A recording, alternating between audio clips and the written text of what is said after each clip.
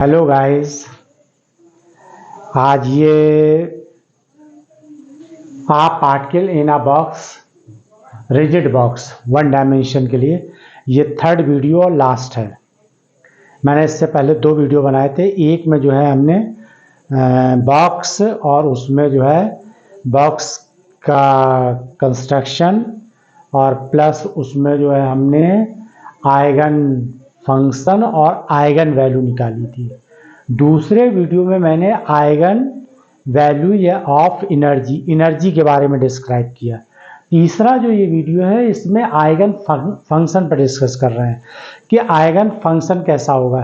अगर आप याद करें तो जो डी बोगली ने कहा कि वेव एक मूविंग पार्टिकल वेव एसोसिएटेड होता है, लेकिन उस समय जो हमें फंक्शन साई मिल रहा था उसका क्या फीचर है, क्या वैल्यू है, डिस्क्राइब नहीं था।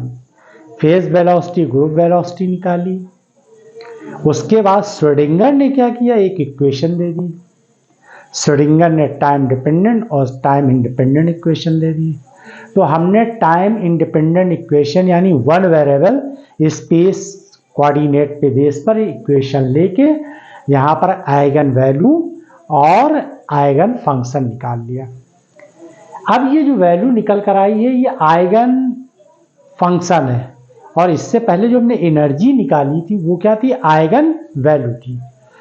ये आइगन फंक्शन देखिए यहाँ पर ए साइन एन पाई एक्स अपॉन एल, ये एक बॉक्स के अंदर एक पार्टिकल है और उसकी वॉल कैसी है, रिजिड है, यानी कि पार्टिकल एक तरीके से ट्रैप हो जाता है इसके अंदर। यहाँ पर पोटेंशियल इनफाइनाइट था, यहाँ पर इनफाइनाइट पोटेंशियल था, और यहाँ पर पोटेंशियल कैसा था, जीरो। इसके लिए हमने ये वेव फंक्शन एक अलग चीज होती है और आइगन फंक्शन अलग चीज है।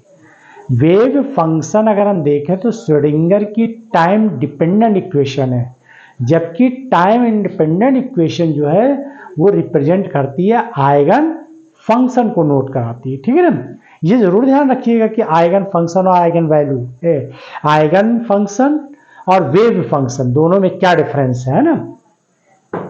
तो श्रोडिंगर की जो टाइम इंडिपेंडेंट इक्वेशन ने ली थी उसमें जो है ये कैसी वैल्यू थी, आइगन फंक्शन वैल्यू। ठीक है ना। अब इस आइगन यानी इस बॉक्स में पार्टिकल के इसके जो कहते हैं ना एग्जिस्ट कर रहा है, और कैसा है पार्टिकल, वेव एसोसिएटेड है, और वेव एसोसिएटेड के लिए हमने ये इक्वेशन निकाल ली। तो ये जो वैल्यू निकल कर आई है ए साइन एन पाई एक्स अपॉन एल, अगर हम ये देखें तो साइन थीटा का जो भी होगा तो कैसा बनेगा, वेव इन नेचर तो शो करेगा, कुछ भी यहाँ लिखा हो लेकिन वो शो तो वेव नेचर ही करेगा।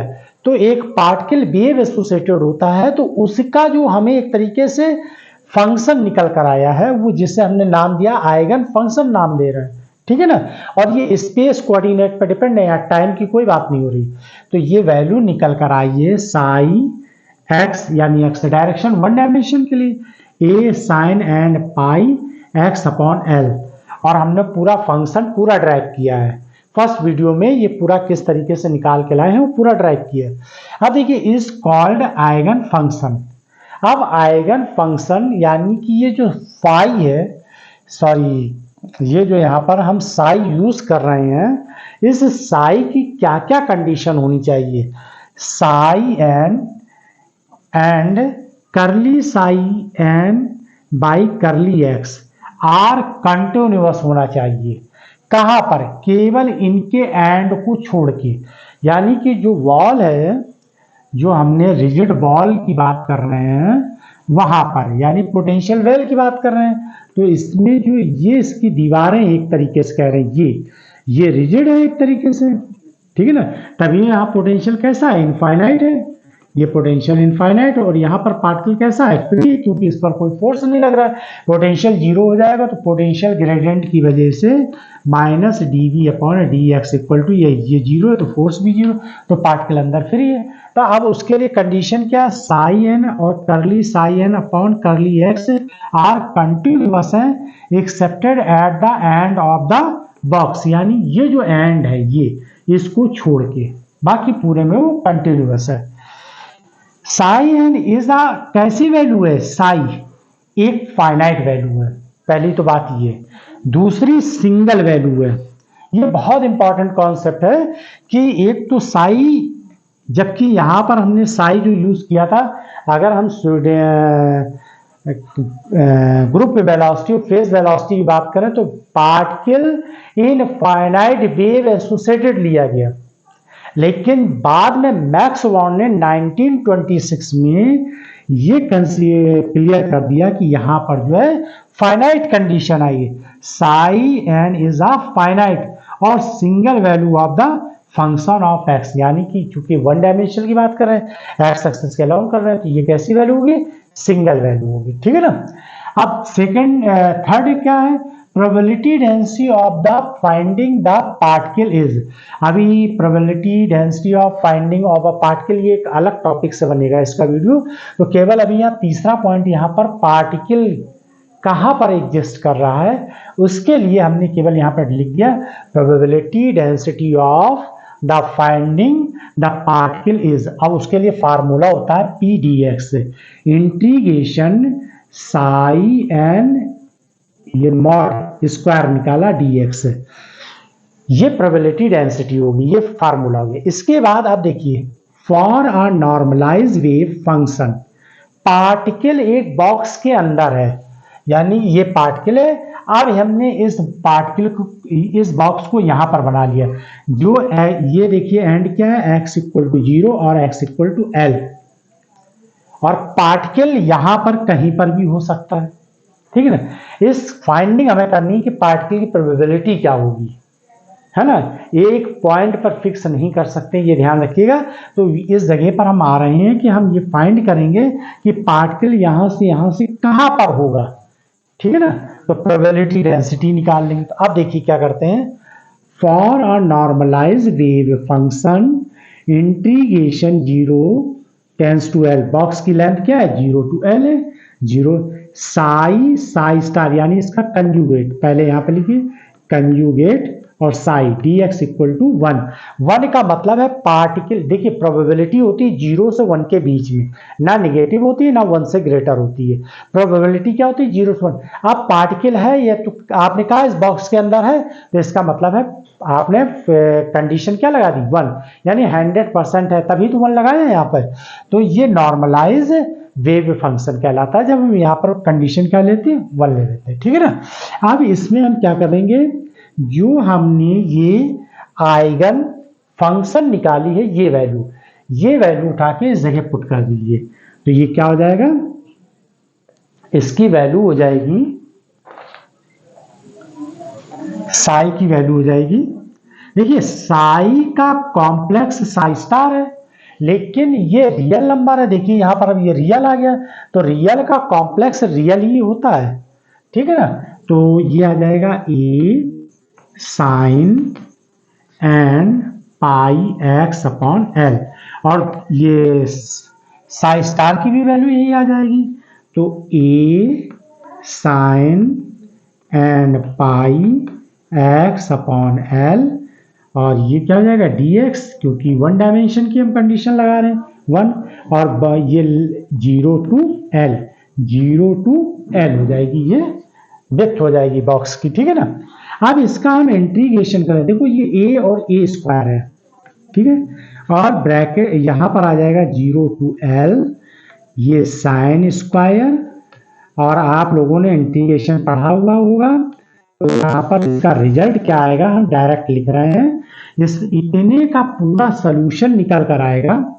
इसको पहले आपको ऐसे बदलना होगा, cos 2x इक्वल टू, ये फार्मूला होता है cos 2x minus 2 sine square x। ठीक है।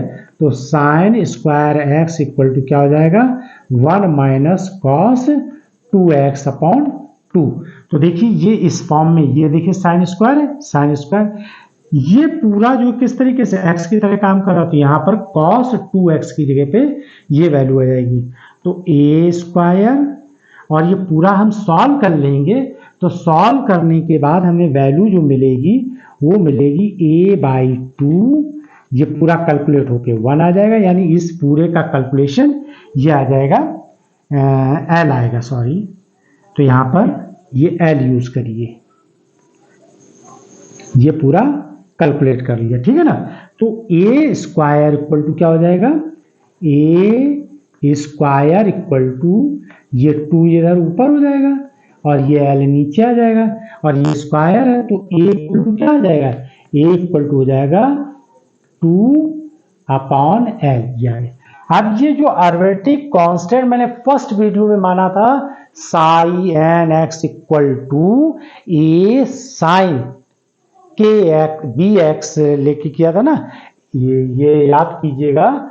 फर्स्ट में हमने साई एन इक्वल टू और एक्स के, तो ए साइन के एक्स प्लस बी कॉस के एक्स यूज किया है नहीं, और वहां पर बी 0 निकल कर आया था, ये टर्म 0 हो गया।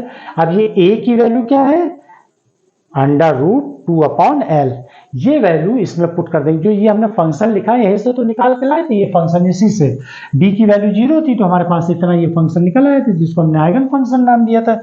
अब यहाँ पर ये a की वैल्यू पुट कर दीजिए, तो फाइनली हमारे पास जो फंक्शन निकल कर आएगा वो क्या निकल कर आएगा, इसमें अगर हम a की वैल्यू पुट कर दें और a की वैल्यू पुट कर देंगे तो फाइनली हमारे पास फंक्शन निकल कर आ जाएगा इस जगह पर।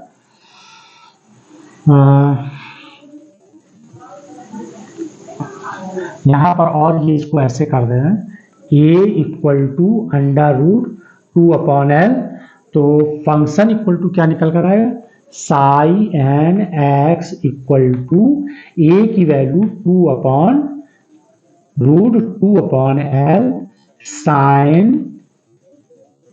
साइन एन पाई x/l, ये जो है आइगन फंक्शन वैल्यू निकल कर आ जाएगी। क्लियर है।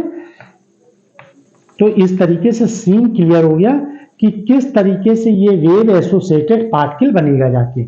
अब इसकी हमें पोजीशन निकालनी है, तो देखिए इसके लिए बॉक्स का जो है यहाँ पर फॉर्म देखिए कैसे है, n इक्वल टू 1 पुट करें, अगर इसमें n इक्वल टू 1 पुट करें, x की वैल्यू 0 पुट करें, फिर l पुट करें, तो हमें कैसा कर्व नोड मिलेगा, यहाँ पर ये इस तरीके से ग्राफ मिलेगा है। इसी तरीके से अगर हम साई 1 के लिए ये आएगा कर्व, साई 2 के लिए ये 2 मोड आ जाएंगे, मतलब यहाँ पर 2 तरीके ये नोड जो है कितने 2 निकलेंगे। इसी तरीके के अगर हम 3 करें तो यहाँ वेव फॉर्म इस तरीके से बनेगा, यानी n1 के लिए ये आएगी कंडीशन, और इसके ये देखिए एक नोड ये और एक नोड ये बनेगा, ठीक है ना। अगर हम जब साई 2 की बात करें तो कितने नोड होंगे, 1 2 3, यानी 3 नोड बनेंगे। इसी तरीके से सिमिलर साई 3 के लिए अगर हम बात करें 1 2 3 4 5, तो इस तरीके से यहाँ पर कितने बनेंगे, यहाँ पर हमने एक ज्यादा कर दिया है, ये एक ज्यादा कर दिया, इसको ठीक करना पड़ेगा। इसमें ये आ जाएगा,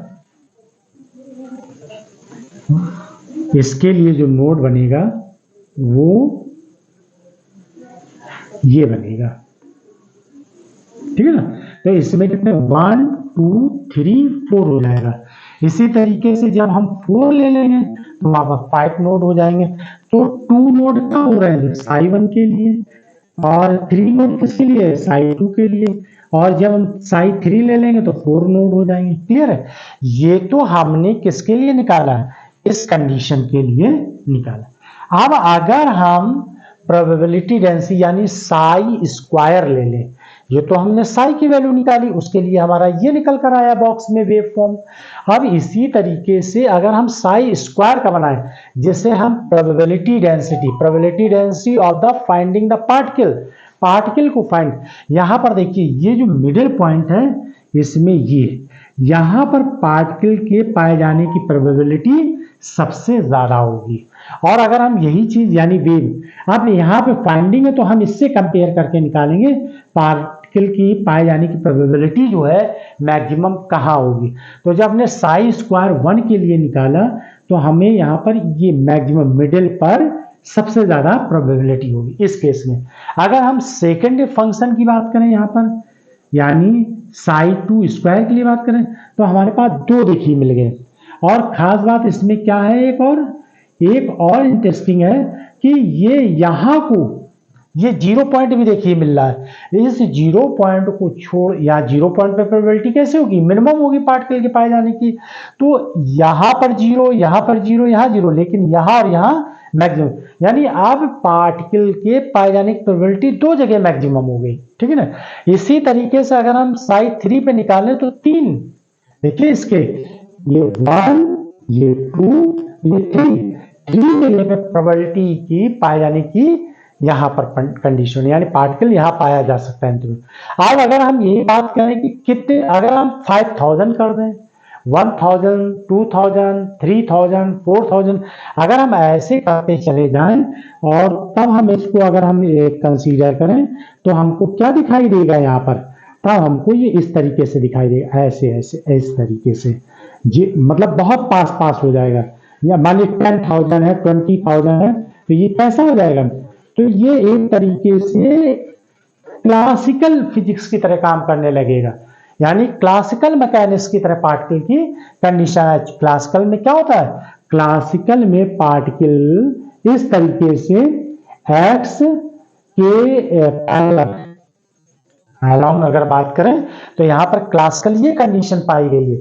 और जब हम इसमें देखते हैं तो अगर पार्टिकल क्या देख रहे हैं हम इस जगह पर psi1 के लिए, तो कैसी कंडीशन हमको मिल रही है, 1 मिल रही है, यानी बॉक्स के मिडिल में मैक्सिमम प्रोबेबिलिटी होगी। लेकिन अगर हम इसके ऊपर जाएं तो यहाँ पर 2 जगह पे मिडिल पे मिल रही, इसमें 3 है। और जब हम यहाँ पर 2000, 3000, 20,000, 1 लाख पे पहुंच जाए तो हमें ये कैसे आ जाए, क्लासिकल फिजिक्स की तरह इसका बिहेवियर हो जाएगा। क्लियर है। तो देखिए यहां पर रिजल्ट क्या निकले, अब इसके रिजल्ट भी बताइए इनके। psi n x में बी पॉजिटिव एंड निगेटिव, यानी देखिए ये psi की जो हम वैल्यू निकाल रहे हैं, आइगन फंक्शन की जो ये वैल्यू हमने निकाली है, इसका जब हमने कर्व बनाया तो कर्व हमको कैसा मिला, पॉजिटिव भी मिल रहा है और निगेटिव भी मिल रहा है। यहाँ तो केवल पॉजिटिव है, लेकिन इसमें कैसा है, पॉजिटिव निगेटिव, इसमें कैसा है, पॉजिटिव निगेटिव, ठीक है। दूसरी बात, अगर हम साई स्क्वायर का जब हम ग्राफ खींचते हैं तो हमें निगेटिव नहीं मिलता, देखिए कहीं भी निगेटिव नहीं। यही मैक्स बॉर्न ने मतलब एक फिजिक्स, क्वांटम फिजिक्स की खूबसूरती प्रेजेंट करी वहां पर, कि कितना मतलब माइंड वर्किंग रहा है कि उन्होंने जो है जिसको प्रोबेबिलिटी जो है पॉइंट निकाल कर पार्टिकल के प्रेजेंटेशन को रिप्रेजेंट कर दिया एक तरीके से। इसके बाद अगर हम साई एन एक्स स्क्वायर की बात करें तो नेवर निगेटिव, निगेटिव है ही नहीं, जबकि इसमें निगेटिव कॉन्सेप्ट भी था। इसके बाद और क्या है, a particle in the lowest, lowest का मतलब इसकी बात करें, n equal to 1, energy level is must likely to be in the middle box, यानी कि इसके पाए जाने की प्रोबेबिलिटी जो मैक्सिमम है वो मिडिल होगी, बॉक्स के मिडिल में। अब इसमें देखिए तो यहां पर क्या हो गया, मिडिल ये हो गया। तो अगर हम आप बात करें, ये देखिए अगर हम बॉक्स की L/2 पे मिल रहा है लोवेस्ट पे, अगर हम इस पर देखें तो पार्टिकल 2 जगह मिल रहा है। किस किस जगह मिल रहा है, ये यहां से यहां तक L/2 है तो ये हो जाएगा L/4 और ये हो जाएगा 3L/4। इसी तरीके से अगर हम इसकी बात करें तो यहां पर ये क्या हो जाएगा, L/2 पे तो मिलेगा ही भी, साथ में ये और कहां मिलने लगा है, L/4 पर भी मिलेगा और 3L/4 पर भी पार्टिकल के पाए जाने की प्रोबेबिलिटी मिल जाएगी। तो जैसे जैसे एक्साइटमेंट एनर्जी होगी पार्टिकल के पाए जाने की प्रोबेबिलिटी उतनी ही हाई होती चली जाएगी, मैक्सिमम होती चली जाएगी। क्लियर है। तो ये जो है अब आपका टॉपिक कंप्लीट हुआ कि, और क्या था, a particle in a rigid 1 dimension box, और उस बॉक्स में अब ये फाइनली जो है हम डी बोए या डी ब्रोगली के हाइपोथेसिस से चले। अब हमें धीरे धीरे इसका वेव फॉर्म यानी कि आइगन वैल्यू और आइगन फंक्शन मिला के तो इसका स्क्रीनशॉट ले लीजिए